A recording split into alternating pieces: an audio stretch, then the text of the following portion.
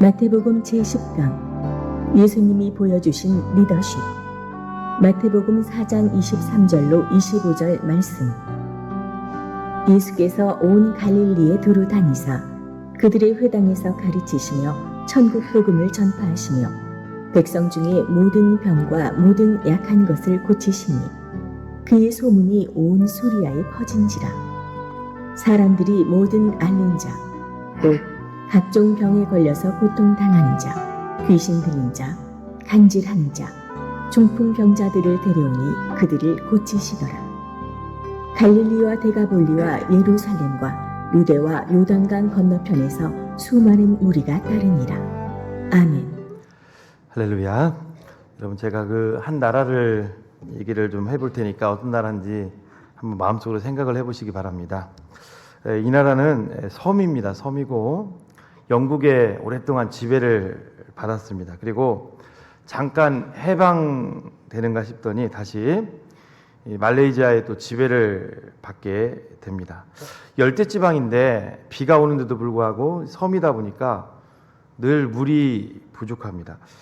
말레이시아가 이 나라를 지배를 하다가 결국 그 독립을 시켜준 것도 물이 부족하다 보니까 말레이시아에서 물을 공수해다 먹었는데 이게 감당이 안 되니까 이 나라를 결국 독립을 시켜줬습니다. 바로 싱가포르에 대한 얘기입니다. 1959년도 이 그 싱가포르의 리콴유라고 하는 총리가 이제 새롭게 취임을 했습니다. 이때 이 싱가포르의 1인당 국민소득은 400불. 더 큰 문제는 국민들이 소망이 없다는 거예요. 오랫동안 이 영국의 지배를 받고 또 이웃나라 말레이시아의 지배를 받으면서 소망이 없었습니다. 이런 싱가포르를 리콴유 총리는 새롭게 세팅을 합니다. 그리고 오늘날 정치, 경제, 사회적으로 큰 번영을 이루어냈습니다. 싱가포르는 아시아에서 지금 제일 잘 사는 나라가 됐습니다. 그리고 물이 부족한 부분은 지하수를 아무리 파도 섬이다 보니까 물이 없다 보니까 바닷물을 정수 처리하는 기술을 활용을 해서 세계적인 정수 기술을 보유하게 됐고, 오히려 지금은 이 바닷물을 정수해서 이웃나라 말레이시아로 물을 수출하는 나라가 됐습니다. 이 싱가포르는 지금 세계적인 금융, 물류 중심의 나라, 부정부패가 없어서 많은 외국인들이 투자한 만큼 가져가기 때문에 투자하고 싶은 나라가 되었습니다. 오늘날 싱가포르는 아시아 제1위, 1인당 GNP 6만 5천 달러가 됐고 많은 사람들이 이곳에 가고 있습니다. 리콴유라고 하는 사람은 지금 싱가포르의 국부로 지금 추앙을 받고 있는데, 우리가 한 번 정도 리콴유라는 사람을 통해서 지도자의 중요성을 한번 다시 되짚어 보게 됩니다. 오늘 예수님이 이제 12제자를 이제 뽑으시고 다 뽑은 건 아니죠. 갈릴리 지역을 중심으로 본격적으로 사역을 하시는 장면이 오늘 본문에 나오는데요. 우리는 오늘 이 본문을 통해서 예수님이 보여주신 리더십이 있습니다. 그것이 무엇인지 몇 가지로 제가 요약을 해서 같이 나눠 보기를 원합니다. 첫째는요, 우리 같이 한번 읽어볼까요? 시작. 훌륭한 리더는 실패를 성공으로 바꾸어 놓습니다. 그렇습니다. 훌륭한 리더는 실패한 곳에 가서 그 실패한 곳을 성공으로 바꾸어 놓는다는 겁니다. 여러분, 리더가 누굴까요? 여러분들이 다 리더예요. 어른으로서 이 사회의 리더고, 가정에서는 부모로서의 리더고, 가족 친지들 중에서는 또 어른으로서의 리더입니다. 공동체에서 우리는 여기에 지금 모이신 우리 어른들은, 장년들은 다 리더예요. 이 말씀은 목사인 저에게만 주는 말씀이 아니라 우리 모두에게 저는 주시는 말씀이라고 생각합니다. 자, 23절 말씀을 우리 같이 한번 읽어보도록 하겠습니다. 시작. 예수께서 온 갈릴리에 두루 다니사 그들이 회당에서 가르치시며 천국 복음을 전파하시며 백성 중에 모든 병과 모든 약한 것을 고치시니. 23절 말씀을 보면서 우리가 집중해야 될 키워드가 있습니다. 바로 갈릴리라는 단어와 색깔은 제가 칠하지 않았지만 회당이라는 단어입니다. 여러분, 갈릴리는 어떤 곳이에요? 제가 지난번에도 말씀을 드렸지만 이스라엘 땅에서 흑역사, 어두운 곳이죠. 그 구약에 거슬러 가면 두루 왕 이제 솔로몬이 성전을 지으면서 이 두루 쪽에 이 백향목 이런 게 많다 보니까 그것을 가져오는 대가로 갈릴리를 그들에게 좀 내주기 시작하면서 이방인들이 들어왔습니다. 그리고 혼혈, 피가 섞였고요, 문화가 섞였고 종교가 섞였던 곳이 바로 이 갈릴리입니다. 그래서 이사야 선지자는 구약 성경에 보면 분명히 갈릴리는 이스라엘 땅임에도 불구하고 뭐라고 얘기를 하냐면 이방의 갈릴리요, 갈릴리를 이방 땅 취급을 했다는 거예요. 신약에서도 여러분 이방의 갈릴리, 사마리아와 갈릴리, 유대와 예루살렘 사람들은, 예루살렘 쪽 사람들은 그쪽으로 가는 것을 싫어했습니다. 꺼려했습니다. 피가 섞였기 때문에 여호와 신앙보다 다른 문화가 들어왔기 때문에 꺼려했다는 거예요.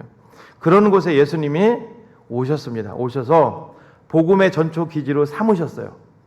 그러다 보니까 어떤 일이 일어났습니까? 우리 4장 25절을 한번 읽어 보시겠습니다. 4장 25절 시작. 갈릴리와 데가볼리와 예루살렘과 유대와 요단강 건너편에서 수많은 무리가 따르니라. 갈릴리를 중심으로 예수님이 복음을 전파하니까 데가볼리, 데카폴리스, 헬라 문화의 굉장히 중요한 곳입니다. 거기서 이방 땅이에요. 사람들이 몰려왔고, 갈릴리 사람들하고 상종을 하지 않았던 예루살렘과 유대 사람들도 또 요단강 건너편 이방 땅에서도 사람들이 몰려오기 시작하는 것을 우리가 보게 되더라는 겁니다. 사랑하는 성도 여러분, 예수님은 실패한 갈릴리로 들어가셨습니다. 그리고 실패한 땅을 많은 사람들이 찾아오게 하는 땅으로 바꾸어 놓으셨다는 거예요. 오늘날 우리의 삶도 마찬가지입니다. 우리도 영 죄악으로 죽을 수밖에 없는 자들이죠. 믿으시면 아멘.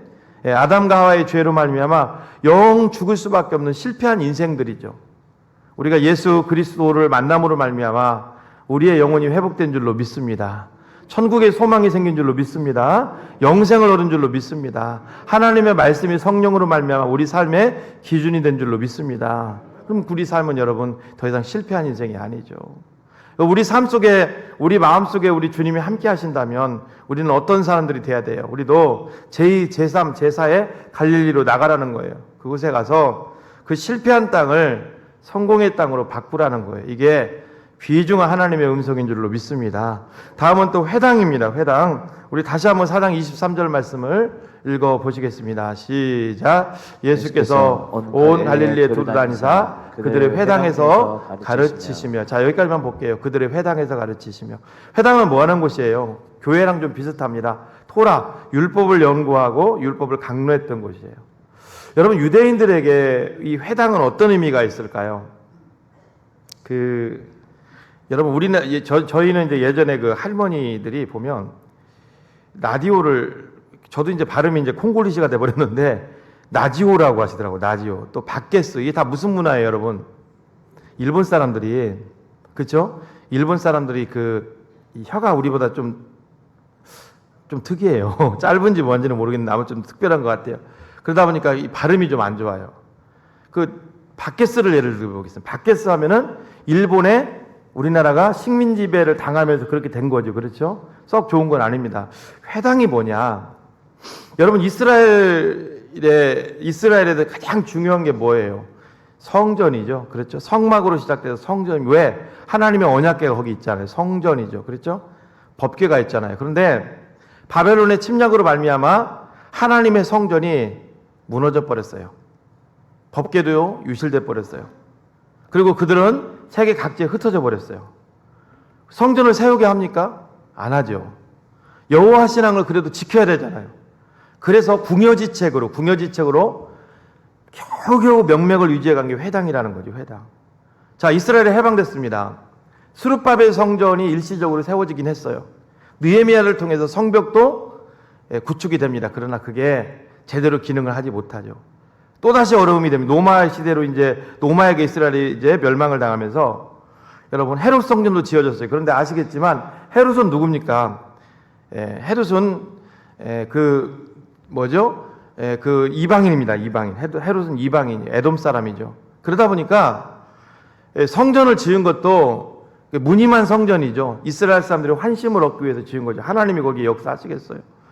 그러다 보니까 여러분 이방 땅에 흩어졌던 사람들이 회당을 중심으로 여호와 신앙은 구축해야 되겠고 갖고 가야 되겠고 회당을 중심으로 계속 명맥을 이어갔던 것이 바로 회당입니다. 그 회당이 이제 해방되면서 이스라엘 안에서도 예수님 당시에도 그게 있었던 거죠. 그러니까 회당은요 실패작이에요. 성전이 무너졌기 때문에 어쩔 수 없이 대용으로 나온 거죠. 여러분 저기 하이티라는 그 중남미 국가에 가면은 먹을 게 진짜 없어요. 그러다 보니까 진흙으로 빵을 만들어 먹더라고요. 어떤 때 보기 참 그 쿠키 같기도 하고 먹어 보여요. 근데 그게 어쩔 수 없이 식사 대용으로 먹는 거죠. 어쩔 수 없으니까. 그러니까 오늘 결국은 여기 나오는 23절에 나온 회당도 뭐라는 거예요? 실패죠. 성전이 무너져 버렸잖아요. 죄가 들어왔잖아요. 그러나 예수님은 이 실패한 곳 회당에 들어가서 이 회당을 통해서 복음을 유용하게 전하는 믿음의 전초기지로 만들어 버린다는 거예요. 오늘 우리의 삶도 마찬가지입니다. 사랑하는 성도 여러분, 우리 그리스도인들은 누굽니까? 아까도 말씀드렸지만 우리는 이 땅에서 실패한 인생들이었지만 우리 주님이 함께 하시기 때문에 성공적인 인생을 살아가는 자들이 믿습니까? 예수 믿는 사람들은 결단코 실패했다고 성경은 말하지 않아요. 그러면 여러분 예수를 믿으면서 우리 가정을 우리가 원망하고 상황을 원망하고 공동체를 원망하는 삶이 더 이상 없기를 주님의 이름으로 축원을 드립니다. 여러분 하나님이 저와 여러분들을 오늘 이곳에 보내신 이유는 저와 여러분을 각각 처하신 곳에 보내신 이유는 그 어둠의 땅 실패로 지금 얼룩진 곳에 여러분들을 통해서 그곳을 바꾸시겠다는 거예요.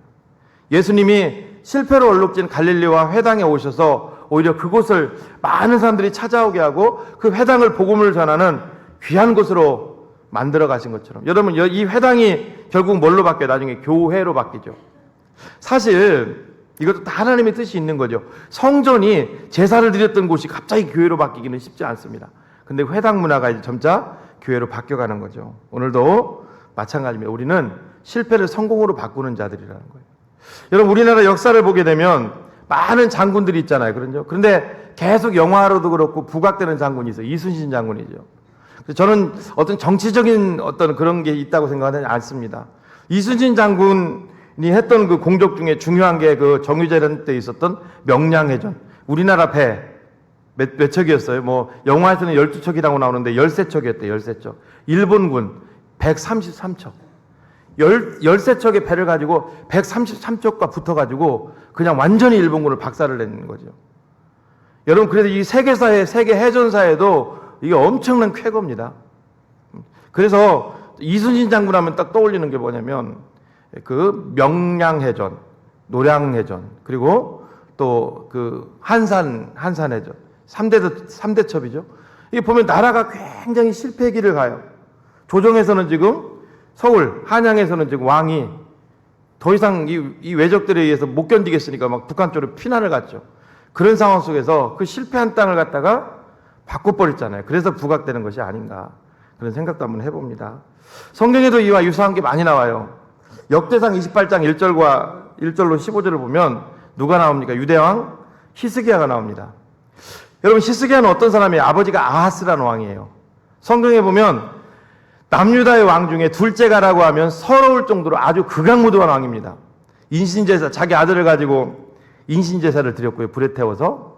그리고 이동식 성전을 만들었어요. 하나님의 성전은 여러분 솔로몬 때 하나님이 주신 곳에 만들어야 되는데 아스로 사람들이 수레에다가 자기들의 신을 싣고 다니는 것을 보고 이동식 성전을 만들고 아주 그냥 못된 짓이라면 못된 짓은 다 골라서 했던 사람이에요. 그런데 그의 아들 히스기야가 딱 왕이 되자마자 어떤 일을 행합니까?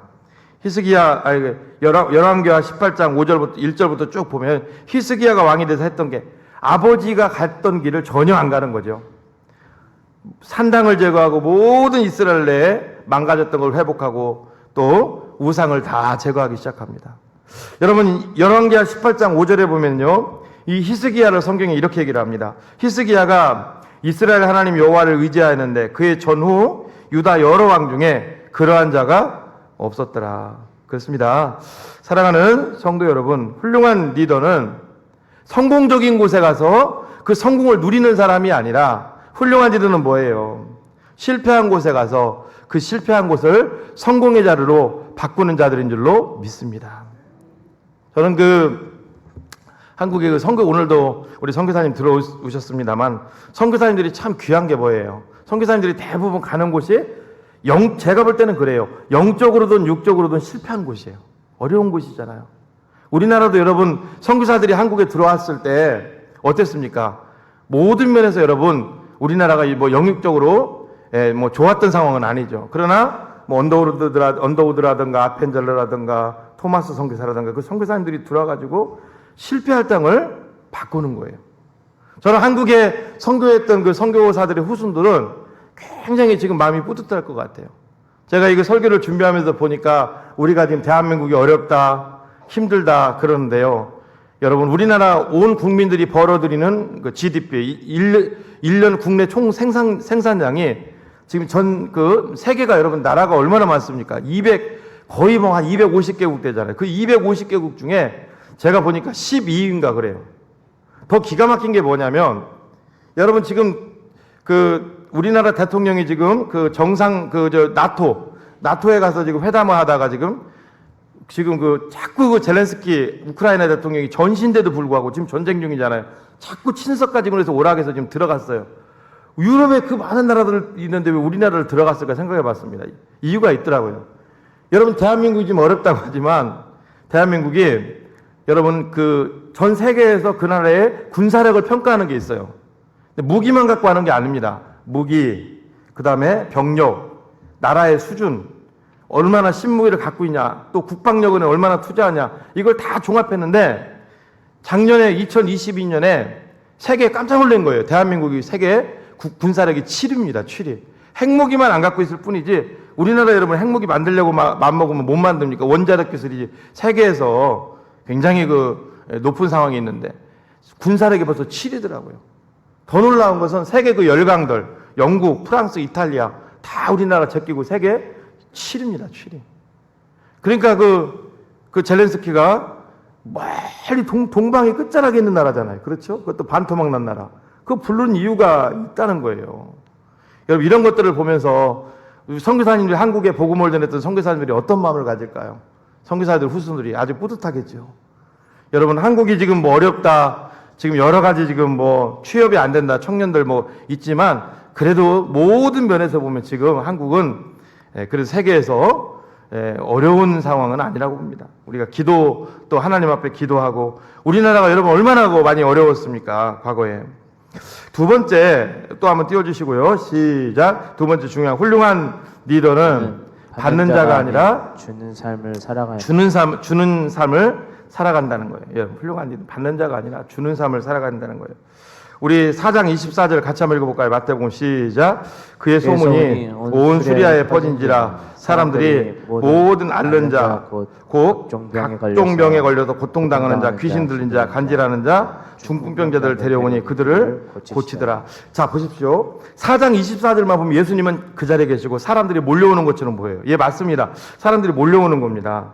그런데 사람들이 몰려오기 전에 예수님이 어떻게 하셨는지를 봐야 돼요. 그게 4장 23절이죠. 다시 한번 볼까요? 4장 23절 시작. 예수께서 온 갈릴리에 두루 다녔다. 여기까지만 볼게요. 다녔다.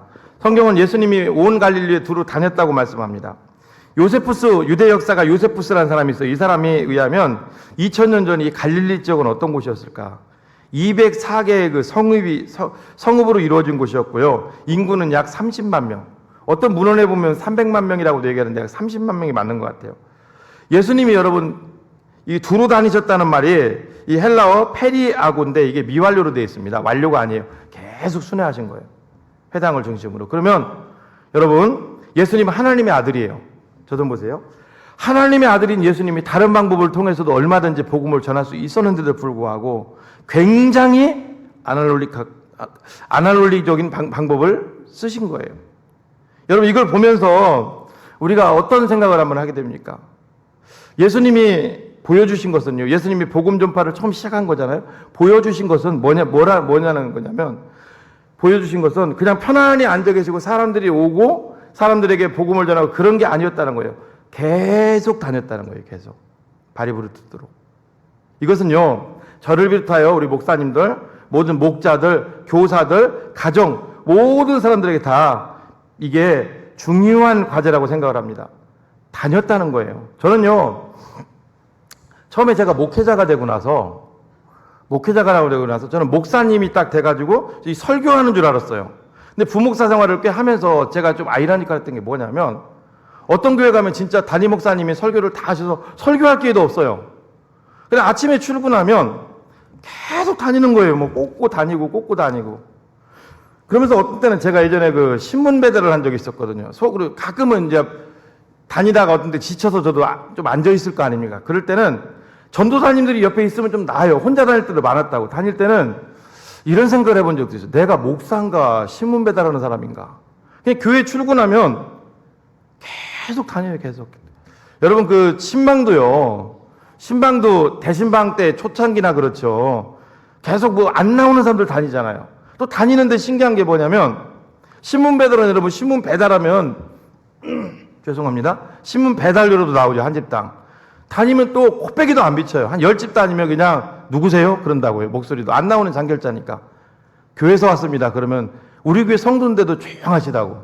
굉장히 계속 다녔다고. 그런 걸 하면서 그때 때로는 좌절도 생기고 때로는 어려움도 생기고. 여러분 이게 뭐를 의미하냐면 우리 하나님의 사람들도 마찬가지입니다. 여러분 예수님이 보여주신 리더십은요, 철저하게 주는 자였다는 거예요. 믿습니까? 철저하게 주는 자였다는 거예요. 여러분 구약에 보면 왕이 나와요. 그렇죠? 다윗부터 시작해서. 구약의 왕과 세상의 왕하고 차이점이 있어요. 뭔 줄 아세요? 구약의 왕들은 주는 자였다는 거예요. 세상의 왕들은 뭐예요? 군림하는 자죠. 사울왕 위에 문제가 있어요. 세상의 왕을 보고서 우리도 저런 왕을 세워달라고 하는 게 문제였죠. 구약의 왕은 주는 자입니다. 자, 우리 사무엘하 5장 3절을 한번 볼까요? 읽어볼까요? 시작. 이에 이스라엘 모든 장로가 헤브론에 이르러 왕에게 나오매 다윗 왕이 헤브론에서 여호와 앞에서 그들과 언약을 맺으며 그들이 다윗에게 기름을 부어 이스라엘 왕을 삼으니라. 사무엘상에 보면 사울이 왕이 되기 전에 어때요? 엄청나게 훈련을 받죠. 사울에게 계속 쫓겨다니죠. 죽을 고비도 여러 번 있었어요. 그랬다가 사무엘 하루 넘어와서 5장에 드디어 왕이 됩니다. 그럼 궁궐에 앉아서 왕이 됐으니까 편하게 있었느냐? 아니에요. 여러분, 다윗의 소원이 뭐였냐면 이 성전을 건축하는 거였어요. 근데 하나님이 다윗에게 그런 얘기를 합니다. 너는 피를 많이 흘렸기 때문에 안 돼. 그 피를 많이 흘렸다는 게 여러분 그 죄가 아니라 전쟁을 다윗이 엄청 했어요. 사무엘하 보면 전쟁을 엄청 했어요. 그럼 다윗은 전쟁할 때 뭐를 했느냐? 우리 사무엘하 8장 1절부터 쭉 보면은요, 한번 보십시오. 항상 전쟁을 할 때 앞에 씁니다. 항상. 자, 그 다음 절 계속 좀 띄워줘 보세요. 그 3절 4절도 항상 5절 6절 항상 전쟁을 할 때 다윗은 앞에 나가서 앞섰어요. 앞장섰다고. 그 왕은 뭐 하는 사람이냐? 주는 자예요. 주는 자. 섬기는 자. 군림하는 자가 아니라고요. 주는 자라고요. 여러분, 다윗이 한번 왕이 출정할 때가 됐는데 전쟁을 나갈 상황이 됐는데 안 나간 적이 있어요. 그게 사무엘하 11장입니다. 어떤 일이 일어나요? 밧세바 사건이 그때 일어나요. 여러분 꼭 기억하십시오. 예수님도 만왕의 왕으로 이 땅에 오셨잖아요. 구약의 왕을 구약의 다윗이 예수님을 예표하잖아요. 이 땅에 오셔서 뭐 했습니까? 주는 삶을 살았죠. 그게 오늘 본문에 나오는 리더십이라는 거예요. 철저히 주는 삶을 살았죠. 그의 목숨까지도 대속물로 주셨잖아요. 예수님을 계승했던 사도들, 또 그 사도 바울도 보면 철저히 그런 삶을 살았죠. 여러분, 우리들도 마찬가지라는 거예요. 예수님이 보여주신 리더십은 주는 자라는 거예요. 주는 자. 주는 자라는 거예요. 여러분, 삭개오 아시죠? 삭개오를 처음 예수님이 부르실 때 어떻게 합니까? 뽕나무 위에 올라가셨다고요. 저는 그 말씀을 묵상할 때마다 삭개오야지 내려오라. 그 삭개오라는 이름은 굉장히 좋은 이름이거든요. 내려오라. 꼭 뭐냐면 이제 그만 군림하는 위치 거기 있지 말고 좀 내려오라는 거예요. 이제 여러분 내려와야 나를 만날 수 있다. 사랑하는 여러분, 그렇습니다. 우리는 가정에서, 교회에서, 사회에서 성공적인 삶, 성공적인 리더가 되기를 원합니다. 그리고 우리 자녀들도 성공적인 아이들로 키우시기를 주님 이름으로 축복합니다. 그러면 여기 계신 분들 중에 우리 자녀들, 손자, 손녀들 다 잘 되길 바라잖아요. 신앙적으로도 잘 되길 바라고 또 사회적으로도 잘 되길 바라고. 근데 사회적으로 잘 되길 바라는데 부모님이 집에 가면 책 한 번 안 읽는 거예요. 책 한 번, 한 달에 책 한 번 안 읽는 거예요. 매일 그냥 공부하라고. 신문 하나 안 보는 거예요. 아무것도 안 읽는 거예요. 그럼 자녀들은 주는 게 없는데, 자녀들한테. 그러면서 자녀들에게 너 잘 돼야 돼. 이런 얘기는 또 잘하세요. 나처럼 되면 안 돼. 잘 돼야 돼, 너. 그거 아니라는 거예요, 여러분. 여러분, 탤런트 그 최수종 씨 아시죠? 최수종 씨 아버님이 청와대 고위관리층이라고 제가 지난 말씀드렸죠. 공부하라는 얘기를 안 했답니다. 근데 뭘 했냐면 항상 집에 가면 꼭 책을 그렇게 많이 봤대요, 아버지가. 신문을 보고. 그걸 보면서 자기도 공부에 집중을 했다는 거예요. 사랑하는 여러분, 그렇습니다. 신앙도전은 마찬가지예요. 여러분, 우리 자녀들이 믿음 좋은 사람들로 세워져 가길 바라잖아요. 그렇죠? 근데 부모님이 기도를 안 해요. 기도하는 모습을 볼 수가 없어요. 예배 드릴 때도 그냥 휴대폰 보시고 그냥 이렇게 자녀들 큰일 납니다. 대신방 때 목사님들 찾아가서 대신방 온다 그러면은 막 난리 나는 거예요. 아버지, 야야, 성경책 어딨냐, 야. 분명히 저기다 놨는데 어디 가서 누가 치웠어, 성경책. 아빠도 한마디 한다. 아빠 나 성경책 읽는 거 한 번도 못 봤는데. 휴대폰으로 보던데, 아빠? 휴대폰 보시면 되잖아요. 야야, 목사님 온다는데, 야, 이게 성경책이 막 빨리 사던가. 누가 치웠어, 성경책. 그때는 또 막 엄청나지. 으름장 놓고. 그거 안 된다는 거예요. 또 성경책 갖고 왔어요. 보니까 먼지가 수북해요, 또. 안 봐가지고. 성경책이, 이게 성경책이 아니야. 유물이 돼버렸어, 유물이. 먼지가 수북한 거예요. 그냥 고대 유물처럼. 야, 먼지 닦아. 목사님 오시면 제가 가끔요, 보면은 가슴 아플 때가 하나 있어요. 돌아가시잖아요. 돌아가시면 우리 부모님이 쓰던 겁니다 하고 성경책을 펴놔요. 그럼 기독교 백화점도 엊그제 사온 것 같아. 깨끗해요. 성경책이 깨끗해. 물론 엊그제 성경책이 낡아가지고 새로 사셔서 그거 읽으시다가 돌아가실 수 있어요. 근데 제가 볼 때는 아주 반짝반짝해요.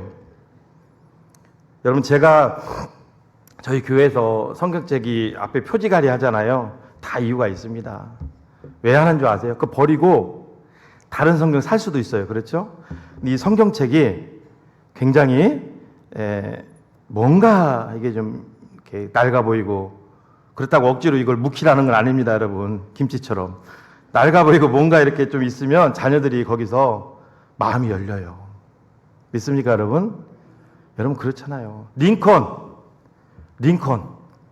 그 위대한 삶을 살 수 있었던 비결 하나 아시죠? 엄마가 낸시 여사인가 젊었을 때 링컨 낳고 얼마 안 있을 링컨 초등학교 때 돌아가셨다고.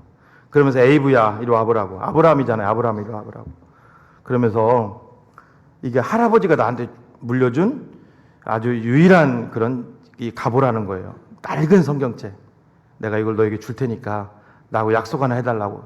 숨 넘어가면서 절대 술을 입에 대지 말고, 그리고 정직하고 이 성경책을 계속 읽으라고. 여러분, 그렇습니다. 훌륭한 리더는요, 여러분, 절대 그냥 만들어지지 않아요. 오늘 말씀 들으시면서 저에게도 하는 얘기고 여러분들에게도 하는 얘기예요. 믿습니까, 여러분? 성경적인 리더는 뭐라고요? 주는 자라고요. 주는 자라니까 자꾸 용돈 주는 게 아니라 자꾸 정말 훌륭한 믿음의 사람으로 키우고 싶으면 내가 먼저 믿음의 본을 보여주는 거죠. 믿습니까, 여러분? 세계적인 믿음도 좋았죠. 세계적인 화가, 레오나르도 다빈치. 그냥 세계적인, 자타가 공인하는 세계에서 가장 훌륭한 화가, 레오나르도 다빈치. 그냥 만들어진 줄 아세요? 절대 아닙니다. 한 번은 이탈리아 피렌체의 귀족이며 부자였던 프란체스코 델 조콘드라는 사람이, 돈을 많이 버는 그 장사꾼이에요. 이 사람이 자기 둘째 부인이 20대인데 예뻤나 봐요. 나이 먹으면 얼굴이 늙어지잖아요. 주름살도 생기고. 그러니까 젊었을 때 그 모습을 초상화로 남기기 위해서 레오나르도 다빈치를 찾아온 거예요. 그러면서 우리 부인 그림을 좀 초상화를 그려달라고. 한 달 시간을 주려고 돈을 많이 드리겠다고. 안 됩니다. 6개월 안 됩니다. 1년 안 됩니다. 그럼 어떻게 해야 됩니까? 시간을 저에게 맡겨주십시오. 그리고 이 조콘드라는 사람의 부인의 그 초상화를 그리는데 4년이 돼도 완성을 못했어요. 조콘드라는 사람이 찾아와서 괜찮다고, 그거 완성 안 된 것도 괜찮으니까 내가 가져가겠다고, 돈은 얼마든지 주겠다고 끝까지 거절합니다. 끝까지. 끝까지 거절했어요. 그리고 자기 집무실에 걸어뒀다 나중에 죽은 후에 그게 프랑스 루브르 박물관에 이제 기증이 됐죠. 그게 뭐예요? 모나리자입니다. 신기한 게 뭐냐면요. 여러분 한번 집에 가셔서 레오나르도 다빈치 최후의 만찬 그림 같은 거 한번 두드려 보세요. 막 기가 막히잖아요. 그렇죠? 근데 레오나르도 다빈치의 모든 작품 중에 최고의 작품이 모나리자예요. 가로 55cm, 세로 70cm 좀 넘어요. 작은 그림이에요. 근데 최고의 작품이에요.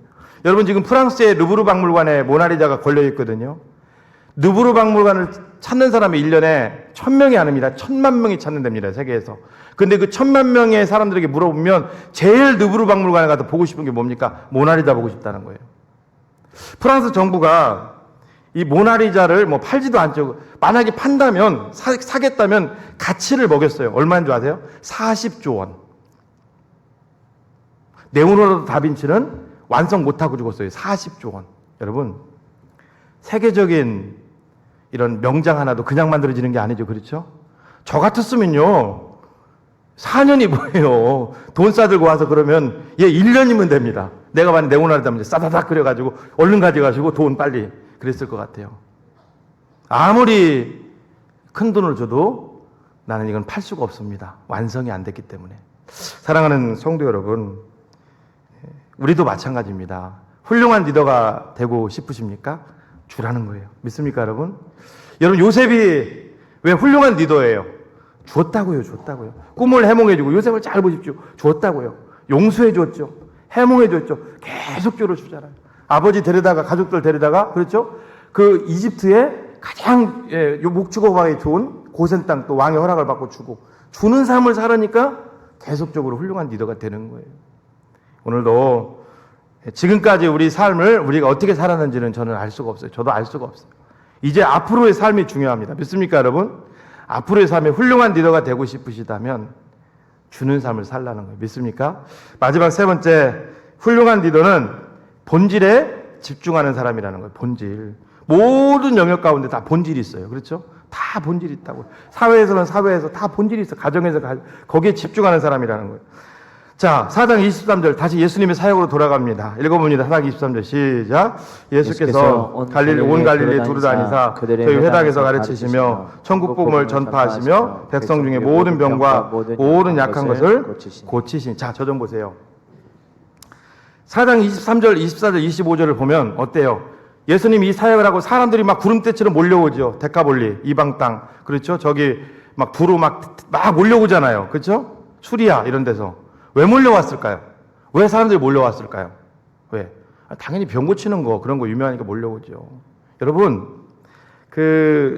교회도 오늘날 그냥 큰 교회가 되는 게 아닙니다. 어떤 그런 능력이 있으면 또 큰 교회가 되더라고요.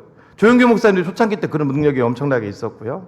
소강성 목사님, 세해된 교회. 거기도 송파에서 지하에서 막 물 나는 곳에 목회했지만 장모님이 거기는 아주 굉장한 같이 사역하면서 그런 게 있었고, 오늘날도 여러분 그런 능력이 있으면 사람들이 또 오잖아요. 뭐 당연한 거죠. 그런데 사람들이 막 올려오는데 그러면 그 몰려온 사람들 중에 다 가난하고 어려운 사람들만 있었겠냐? 아니죠.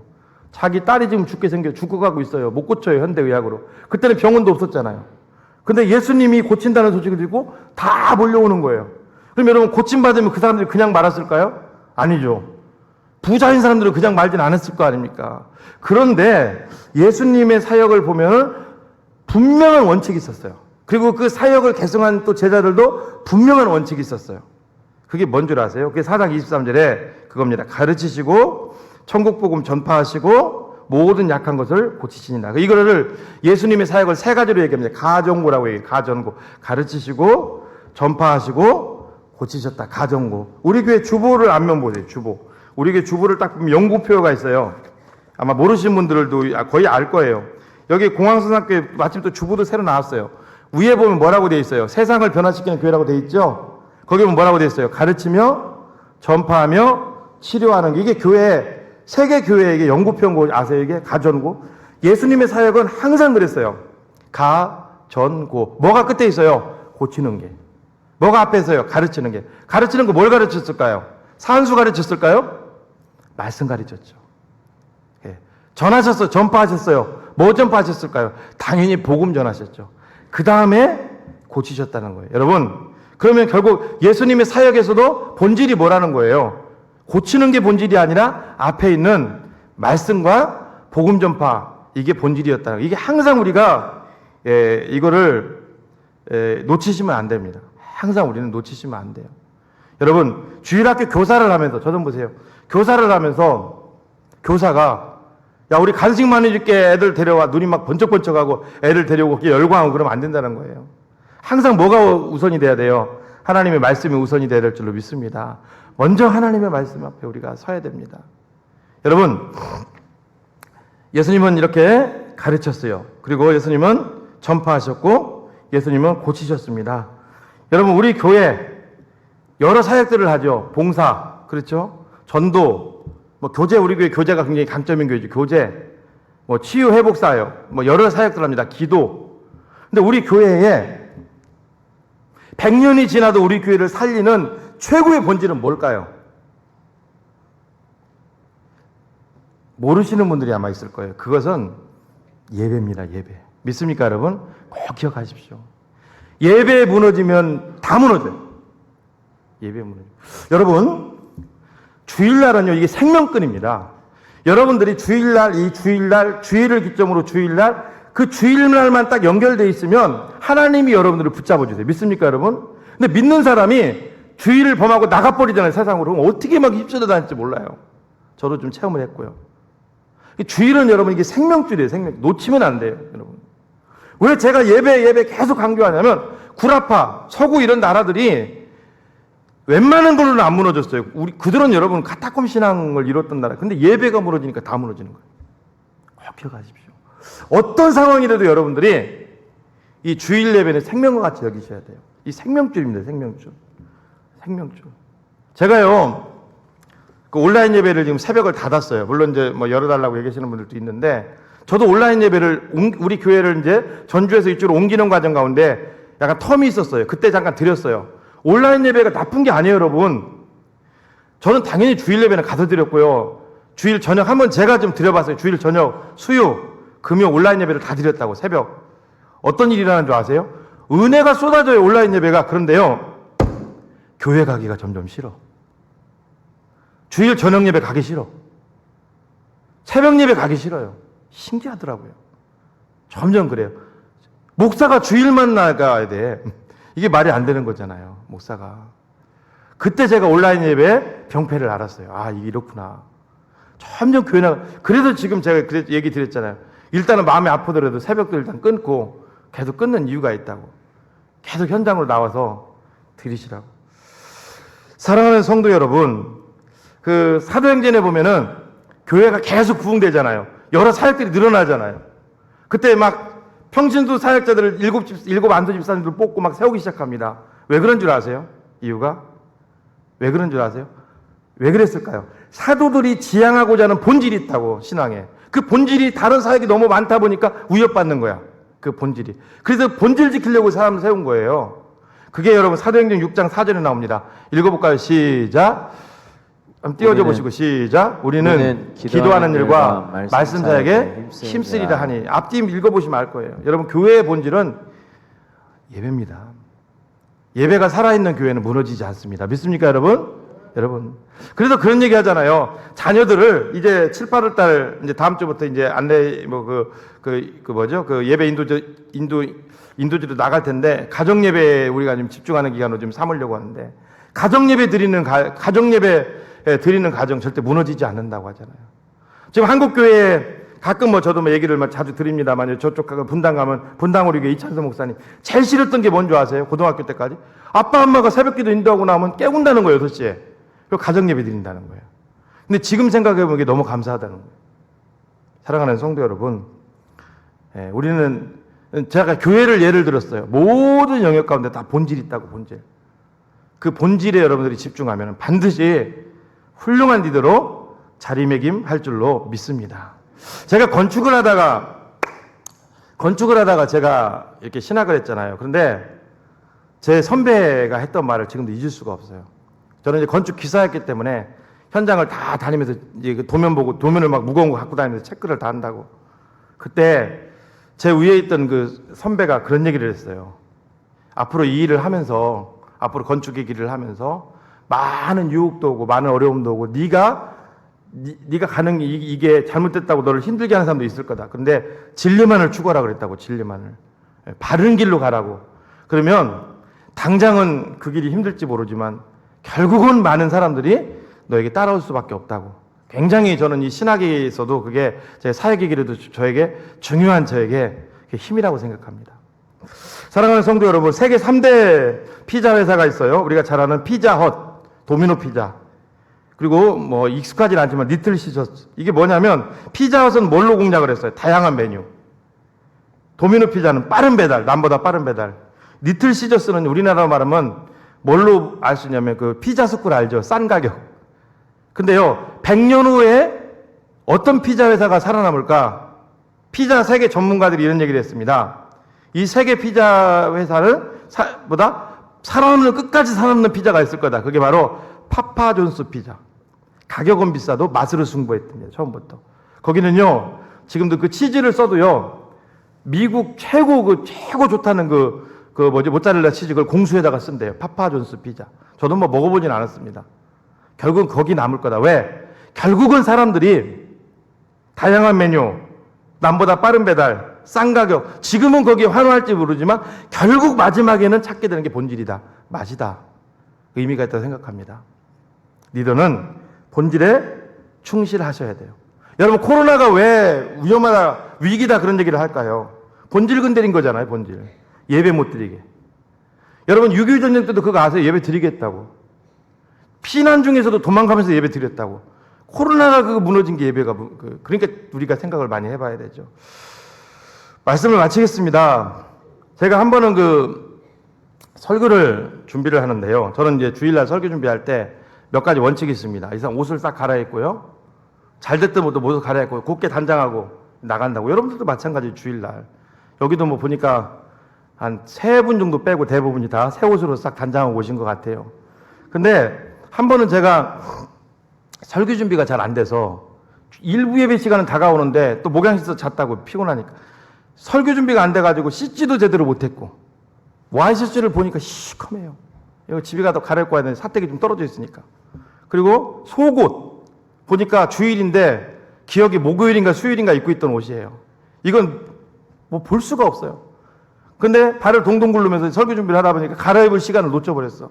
올라가면서 헌금 겨우 챙겨서 올라가면서 야, 이거 진짜 이게 목사 맞아 이게? 내 자신을 알잖아요. 소크라테스가 너 자신을 알라. 제 자신을 알잖아요. 제가 지금 너무 제가 그런 거예요. 이거 어떻게 해? 근데요, 그 어느 때보다도 엄청난 성령의 역사가 있더라고요. 거기에. 제가 그게 깜짝 놀랐어요. 엄청난 성령의 역사가 있더라고요. 말씀을 전하는데. 그때 깨달은 게 뭐냐면, 야, 하나님이 우리 중심을 보신다는 게 이거구나. 사랑하는 여러분, 오늘 말씀의 핵심 3가지 종합해 드립니다. 훌륭한 리더는 뭐라고요? 잊어버리셨죠? 실패한 것도 성공으로 바꾸는 자예요. 믿습니까? 일부 예배 보니까 1번은 얘기를 했어요.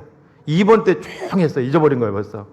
그래서 띄워드리기도 했어요. 지금 2부, 3분 띄워드리는 거예요. 그래서. 예. 훌륭한 리더는 어떤 자라고요? 섬기는 자예요. 훌륭한 리더는 어떤 사람이에요? 모든 것의 본질을 추구하는 자예요. 이것을 여러분들이 잘 갖고 가신다면 하나님이 성공적인 인생으로 만들어 가실 줄로 믿습니다. 하나님 감사합니다. 우리를 붙잡아 주시고 오늘도 주님만 의지하게 도와주시고 여기 있는 모든 분들이 예수님을 닮아 성공적인 리더의 삶을 살 수 있도록 인도하여 주시옵소서. 예수님의 이름으로 기도하옵나이다.